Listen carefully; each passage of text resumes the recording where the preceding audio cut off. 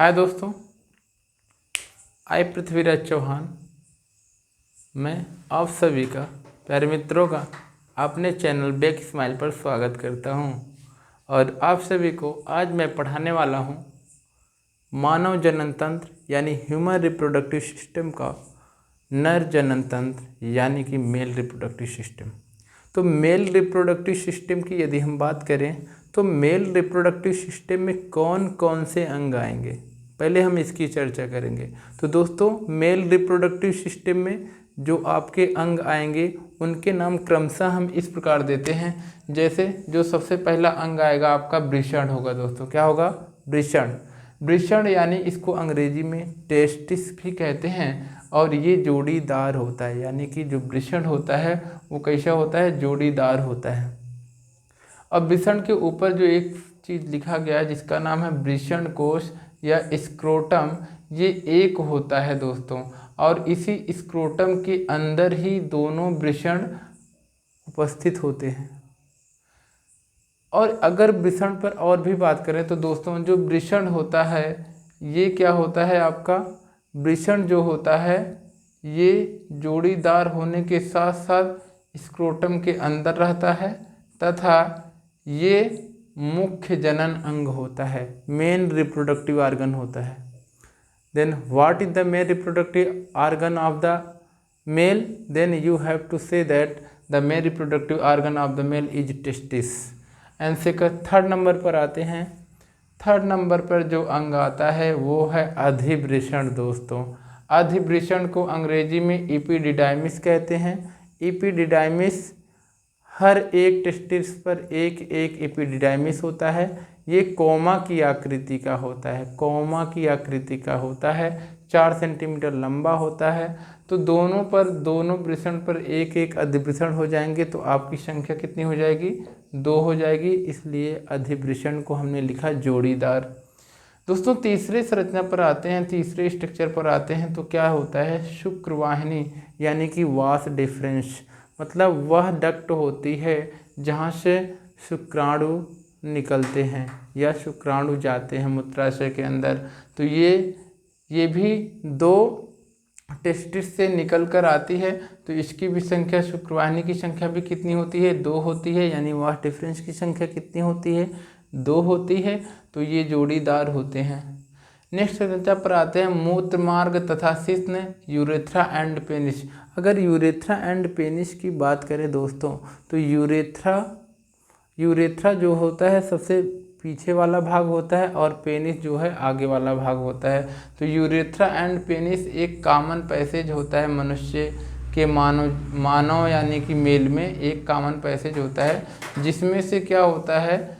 स्खलन भी होता है और मूत्र भी विसर्जित होता है। दोनों मार्ग एक ही में होते हैं। यानी कि इसके वीर्य भी इसी मार्ग से निकलते हैं और इसके मूत्र भी इसी मार्ग से निकलते हैं दोस्तों। एंड 6 वाले पे आते हैं तो यहाँ पे लिखा गया है जनन ग्रंथियाँ यानी कि 6 ग्लैंड्स। यानी कि एक बात कह सकते हैं दोस्तों, जितने भी आर्गन्स हमने पढ़ा तो जो सबसे मेन रिप्रोडक्टिव आर्गन है वो है वृषण, टेस्टिस। क्योंकि वृषण के अंदर शुक्राणुओं का निर्माण होता है। शुक्राणु ही क्या होता है? मेल गैमीट होता है यानी नर युग्मक होता है। और ये नर युग्मक होता है, वृषण में होता है, इसलिए इसको मुख्य अंग बोलते हैं। तो अगर 6 नंबर पर आते हैं तो यहाँ पे जो जनन ग्रंथियाँ लिखा गया है 6 ग्लैंड लिखा है। 6 ग्लैंड का मतलब कुछ ग्रंथियाँ पाई जाती है मनुष्य के सेक्स सिस्टम में या रिप्रोडक्टिव सिस्टम में, जिसको हम लोग जनन ग्रंथियाँ नाम देते हैं। तो वो जनन ग्रंथियाँ होती हैं 3। एक तो होता है शुक्राशय, जिसको हम इंग्लिश में सेमाइनल वेसिकल भी बोलते हैं। तो शुक्राशय क्या होता है दोस्तों? पीले क्षारीय चिपचिपे का श्रावण करता है, पीला क्षारीय चिपचिपे का श्रावण करता है और ये पूरे वीर्य का यानी पूरे सेमन का 60% भाग बनाता है दोस्तों। फिर सेकंड वाले ग्लैंड पर आते हैं, सेकंड 6 ग्लैंड पर आते हैं तो उसका नाम होता है प्रोस्टेट। दोस्तों जो प्रोस्टेट ग्लैंड होती है वो सिंघाड़े की आकृति की होती है और ये प्रोस्टेट ग्लैंड क्या करती है? सफ़ेद से हल्के अम्लीय का श्रावण करती है, सफ़ेद सा हल्का अम्लीय का श्रावण करती है और ये संपूर्ण वीर्य का 25% भाग बनाता है। और 15% में दोस्तों कॉपर की ग्रंथियां यानी कॉपर्स ग्लैंड या कॉपर की ग्रंथियों को एक नाम और देते हैं जिसको हम लोग कहते हैं बल्बो यूरेथ्रल ग्लैंड। इसको हम बल्बो यूरेथ्रल ग्लैंड या कॉपर की ग्रंथियां भी कहते हैं। ये गाढ़े पारदर्शी का श्रावण करती हैं। ये इसका भाग प्लस शुक्राणु दोनों में 15% होता है। और ये क्या करती है, इनका वर्क क्या होता है दोस्तों, मैथुन के समय ये स्नेहक का काम करती हैं। यानी जब मैथुन की प्रक्रिया होती है, सेक्स की प्रक्रिया होती है मेल एंड फीमेल में, तो ये स्रावित होकर के स्नेहक का काम करते हैं दोस्तों। इसके बाद अगर हम बात करें संपूर्ण रिप्रोडक्टिव सिस्टम के फिगर की, तो दोस्तों आपको ये फिगर दिखाई दे रहा है जो कि नर रिप्रोडक्टिव सिस्टम या ये कह सकते हो नर जनन तंत्र है। अगर इस नर जनन तंत्र की हम बात करें तो सबसे ऊपर की ओर एक संरचना लिखा गया है जिसका नाम होता है वर्टेब्रल कॉलम। दोस्तों ये क्या होता है, पूरी जो आपकी रीढ़ की हड्डी होती है यानी कि वर्टेब्रल कॉलम होता है, ये कह लो बैकबोन होता है, वो पीछे से आकर इसी जोन पर ख़त्म होता है यहीं पर। तो दोस्तों यहाँ पर जो मसल्स चढ़े हुए हैं, मसल्स चढ़ने के बाद ये जहाँ पर ख़त्म होता है उसी के छोर पर ही आपका एनस यानी गुदाद्वार होता है दोस्तों। एनस यानी गुदाद्वार होता है। तो ये दोस्तों जो संरचना दिखाई दे रही है ये आपका गुदाद्वार हो गया। तो ये दोस्तों आपका गुदाद्वार हो गया और यहाँ से लेके यहाँ तक की जो संरचना दिखाई दे रही है ये आपका वर्टेब्रल कॉलम यानी कि रीढ़ की हड्डी की एंडिंग पॉइंट को शो कर रहा है। सेकंड स्ट्रक्चर पर आते हैं दोस्तों, तो यहाँ लिखा गया है यूरेटर। यूरेटर का मतलब होता है दोस्तों मूत्रवाहिनी। तो दोस्तों जो मूत्रवाहिनी होता है, already I told you that मूत्रवाहिनी या यूरेटर कहाँ से निकलता है दोस्तों, तो मूत्रवाहिनी या यूरेटर जो होता है यूरिनरी ब्लैडर यानी कि मूत्राशय से निकलता है। और ये मूत्राशय से निकलता है। तो ये यूरेटर जो होता है यहाँ पे सेक्शन काटा गया है यानी कि लॉन्गिट्यूडिनल सेक्शन काटा गया है, तो जिससे एक पैर का पोर्शन दिखाया गया है, एक पैर का पोर्शन नहीं दिखाया गया है। यानी कि यहाँ पर जो टेस्टिस दिखाई दे रहा है, एक तरफ टेस्टिस है तो दूसरा वाला टेस्टिस गायब है। तो ये दोस्तों क्या है, यूरेटर जो है कट गया है। और ये यूरेटर देखिए आपका यूरिनरी ब्लैडर से ही निकल कर दिखाई दे रहा है। तो ये आपका यूरेटर यानी कि मूत्र को ले जाने वाला पाथवे होता है यूरेटर, यानी कि मूत्रवाहिनी होती है। और ये जो यूरिनरी ब्लैडर लिखा गया है दोस्तों, जो यूरिनरी ब्लैडर होता है यहाँ पे ब्लैक स्पॉट जैसी संरचना दिखाई दे रही है। ये बैग लाइक स्ट्रक्चर होता है जिसमें संपूर्ण मूत्र आकर के इकट्ठा होता है दोस्तों। फिर नेक्स्ट संरचना पर आते हैं सेमाइनल वेसिकल। किस पे आते हैं दोस्तों, सेमाइनल वेसिकल की अगर हम बात करें तो सेमाइनल वेसिकल को हम क्या बोलते हैं, सेमाइनल वेसिकल को हम एक ग्लैंड का नाम दिए थे जिसका नाम होता है शुक्राशय। सेमाइनल वेसिकल जो होता है शुक्राशय की ग्रंथियां होती हैं और यही शुक्राशय की ग्रंथियां हमने अभी आपको बताया था कि पीले छारी चिपचिपे कलर का श्रावण करती हैं जो संपूर्ण वीर्य का 60% भाग बनाता है। तो ये दोस्तों सेमाइनल वेसिकल होता है। यहीं से क्या होता है, ये ग्लैंड होती है, यहीं से पीले छारीय चिपचिपे कलर का श्रावण होता है जो संपूर्ण वीर्य का 60% भाग बनाता है। तो ये होता है दोस्तों आपका सेमाइनल वेसिकल।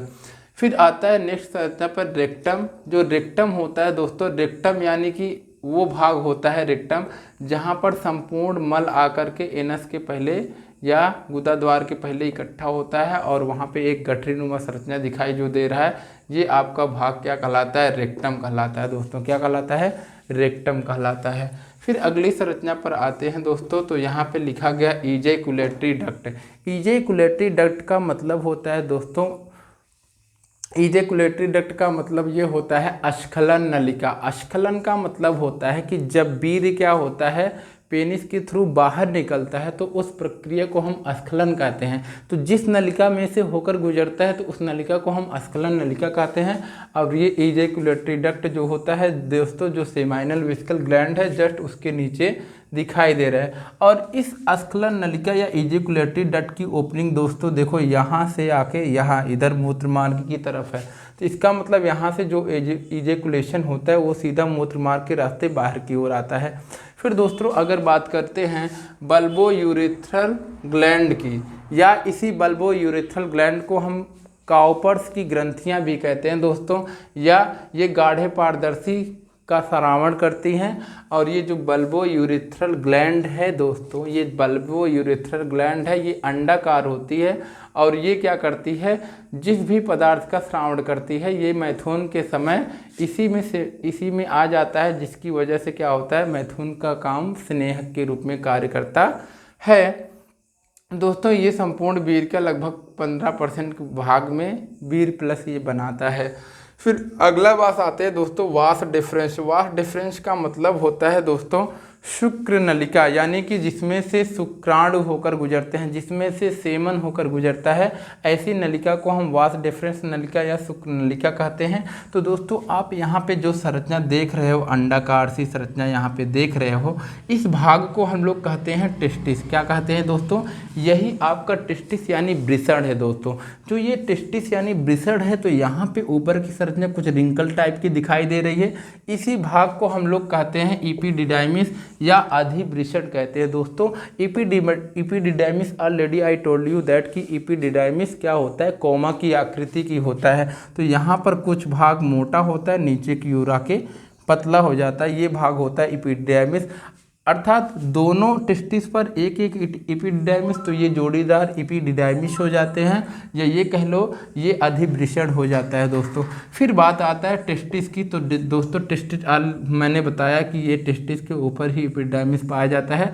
और दोस्तों अगर एक और बात करें तो जो टेस्टिस होता है ये गुलाबी रंग का होता है, लगभग 4 से 5 सेंटीमीटर लंबा होता है टेस्टिस, और 2 से 3 सेंटीमीटर मोटा होता है टेस्टिस। इसी टेस्टिस के अंदर शुक्राणुओं का या ये कह लो स्पर्म्स का निर्माण होता है, यानी सेमेन का निर्माण होता है।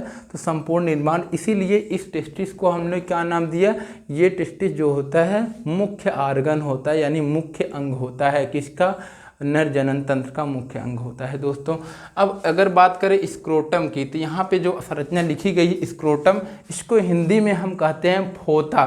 फोता ये कह लो कि वृषण कोश होता है, यानी कि जो आपका टेस्टिस यानी टेस्टिस या वृषण होता है, जिस थैली में आके बंद रहता है उसको हम लोग क्या नाम देते हैं, वृषण कोश नाम देते हैं दोस्तों। उसको क्या नाम देते हैं, वृषण कोश। वृषण कोश का मतलब where we can put something like a testis. Testis को हम यहाँ पे रख सकते हैं, तो ये क्या हो गया आपका वृषण कोश, जहाँ पर खाली स्थान पे जहाँ पर रखा जा सकता है दोस्तों।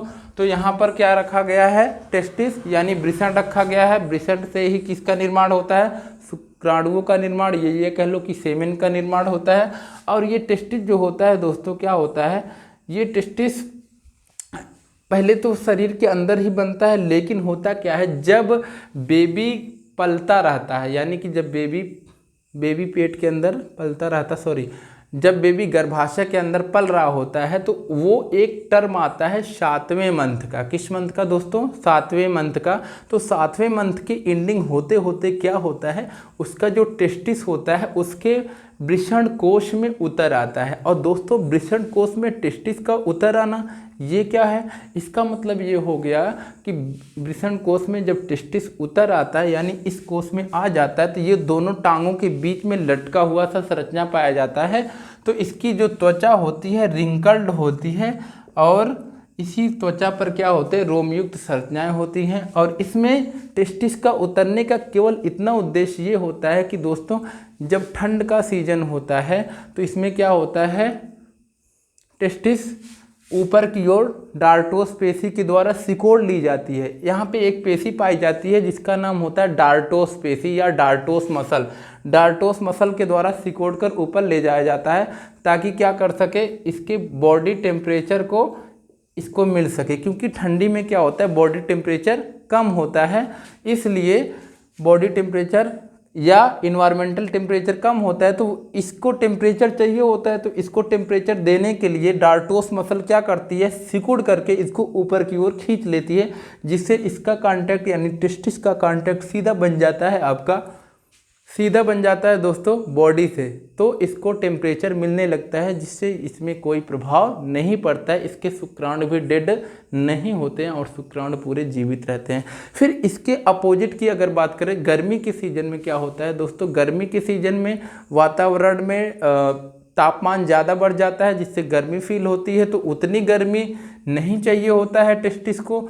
तो उसके लिए क्या होता है, उसके लिए क्या होता है, अगर वो ऊपर की ओर उठ के डार्टोस पेशी सिकुड़ेगी तो टेम्परेचर और भी अधिक बढ़ जाएगा। इसलिए क्या होता है, डार्टोस पेशी गर्मियों के समय में सिकुड़न जो होता है डार्टोस पेशी में वो रिलैक्स हो जाएगी और रिलैक्स होने के बाद इसको नीचे लटका देगी। यानी कि ये क्या होता है, जो आपका अंडकोश होता है, ये फोता होता है, ये नीचे की ओर लटक जाता है और वहाँ से उतना ही टेम्परेचर पाता है जितना कि उसको चाहिए। और यदि बॉडी का भी पाए टेम्परेचर तो क्या होगा, टेम्परेचर ज़्यादा हो जाएगा, जिससे इसके शुक्राणुओं पर क्या होगा, हानि पहुँच सकता है। दोस्तों इसकी बात कर लिए। अब दोस्तों बात करते हैं हम ऊपर की ओर। यहाँ पे जो लिखा गया है पेरिटोनियम, ये पेरिटोनियम दोस्तों क्या होता है, एक लिगामेंट होता है। ये कह लो कि यहाँ पे जो बोन होती है प्यूबिक बोन जिस लिगामेंट जिस मसल से जुड़ी होती है उसको हम लोग क्या नाम देते हैं, पेरिटोनियम। और प्यूबिक का मतलब होता है जो श्रोणि मेखला बोन होता है उसे हम प्यूबिक बोन कहते हैं, क्योंकि इस भाग को अंश मेखला कहते हैं, लेकिन यहाँ पर जहाँ से आपका पैर जुड़ा हुआ होता है उस भाग को हम श्रोणि मेखला कहते हैं। तो ये सेक्शन हुआ भाग है, तो उसमें बोन का कुछ हिस्सा दिखाया गया है, तो ये हो गया प्यूबिक बोन दोस्तों। फिर यहाँ पे आपका लिखा गया है प्रोस्टेट ग्लैंड। प्रोस्टेट ग्लैंड दोस्तों यहाँ पर जो पाया जा रहा है ये सिंघाड़े की आकृति का होता है। और दोस्तों प्रोस्टेट ग्लैंड को आप देख सकते हैं मूत्राशय और मलाशय दोनों के बीच में स्थित होता है प्रोस्टेट ग्लैंड भी, और बल्बो यूरिथ्रल ग्लैंड भी दोनों के बीच में। यानी अगर ये मूत्राशय हो गया, ये हो गया मलाशय, तो ये हो गया बल्बो यूरिथ्रल ग्लैंड। यानी कि बल्बो यूरिथ्रल ग्लैंड का मतलब होता है दोस्तों आपका काउपर की ग्रंथियाँ। तो काउपर की ग्रंथियाँ यदि यहाँ इस मूत्राशय और मलाशय के बीच में होती हैं, और अगर बात करें प्रोस्टेट ग्लैंड की तो प्रोस्टेट ग्लैंड भी मूत्राशय और मलाशय के बीच में होता है दोस्तों। तो और प्रोस्टेट ग्लैंड की यदि हम बात करें तो दोस्तों जो प्रोस्टेट ग्लैंड होती है ये सफ़ेद से हल्के अम्ल का स्रावन करती है, जो संपूर्ण सेमेन का या संपूर्ण शुक्राणु का 25% भाग बनाता है दोस्तों। और ये 25% भाग क्या करता है, इसके सक्रियता में काम आता है। यानी कि जो 25% भाग ये बनाता है सफ़ेद से हल्के क्षार अम्लीय का स्रावन करके, इस प्रोस्टेट ग्लैंड से जो स्रावन होता है, तो इससे होता क्या, शुक्राणुओं को सक्रियता मिलती है और वो और अधिक तेज़ी से पाथवे में जाते हैं, जिससे वो क्या करते हैं, मादा के यौन में घुसते समय और भी सक्रिय रहते हैं। फिर दोस्तों अगली बात करते हैं, यहाँ पर लिखा गया है आपका यूरेथ्रा। यूरेथ्रा का मतलब होता है दोस्तों, यूरेथ्रा का मतलब होता है, ये समझ लो कि मूत्र मार्ग होता है। तो यहाँ पे देखो जो आपका यहाँ से हमने बताया था ये संरचना यूरेटर निकलता है, तो इसमें तो एक यूरेटर कटा हुआ दिखाई दे रहा है, लेकिन दूसरा यूरेटर यही वाला भाग होता है। तो इस यूरेटर के माध्यम से, इसी भाग से आपका हमने बताया था दोस्तों, इसी यूरेटर से आपका क्या आता है, इसी यूरेटर से यूरेटर तो यहाँ तक, यानी कि यूरेटर, अगर यूरेटर की बात करें दोस्तों तो यूरेटर जो होता है यूरिनरी ब्लैडर तक ही सीमित होता है, लेकिन यूरिनरी ब्लैडर के बाद वाले पाथवे में जहाँ ये खुलता है पीछे की ओर उलझ करके, तो इसी मार्ग से क्या होता है, मूत्र भी विसर्जित होता है। तो ये इस भाग को हम लोग यूरेथ्रा बोलते हैं। इस पूरे भाग को यूरेथ्रा नहीं बोलेंगे, इस भाग को हम लोग क्या बोलते हैं, यूरेथ्रा बोलते हैं। और यूरेथ्रा के आगे वाला भाग ज़्यादा सेंसिटिव होता है तथा वो सक्रिय होता है, या बहुत सेंसिटिव भाग ये वाला होता है। तो इस भाग को हम लोग क्या नाम दिया, पेनिस। पेनिस का मतलब हो गया मनुष्य का लिंग वाला भाग ये होता है। और ये लिंग वाला भाग जो होता है तो इसके आगे की ओर क्या होता है, जहाँ से ये इसकी ओपनिंग होती है, इसके ऊपर का प्रीप्यूस यानी कि जो ऊपरी कवर है ये जब खुलता है तो यहाँ पे इसको ग्लैंस पेनिस कहते हैं। हम लोग क्या बोलते हैं दोस्तों, ग्लैंस पेनिस, या ये कह लो ग्लैंस पेनिस ना कह के इसको शिश्न भी कह सकते हैं। तो ये ग्लैंस पेनिस शिश्न, या इसको मुंड भी कहते हैं, इसको मुंड भी कहते हैं, पेनिस को शिश्न कहते हैं, तथा यूरिथ्रा को मूत्र मार्ग कहते हैं। और ये जो प्रीप्यूस होता है दोस्तों इसको मुंड कहते हैं। यही भाग क्या होता है, ओपन होकर दिखाई देता है, तथा संपूर्ण मूत्र मार्ग की ओपनिंग जो है एक्सटर्नल यूरिनरी ऑफिस जो होता है ये बाहर की ओर खुल जाता है, और इसी ओपनिंग के द्वारा सेमेन प्लस मूत्र जो है दोस्तों बाहर निकलता है। तो होप यू गाइज आप सबको मेरा वीडियो पसंद आया होगा, तो please please please share and subscribe to our channel big smile. और इससे भी better to better biology videos मैं लाता रहूँगा दोस्तों। होप यू गाइज आपको पसंद आया होगा। जय Hind and have a nice day दोस्तों।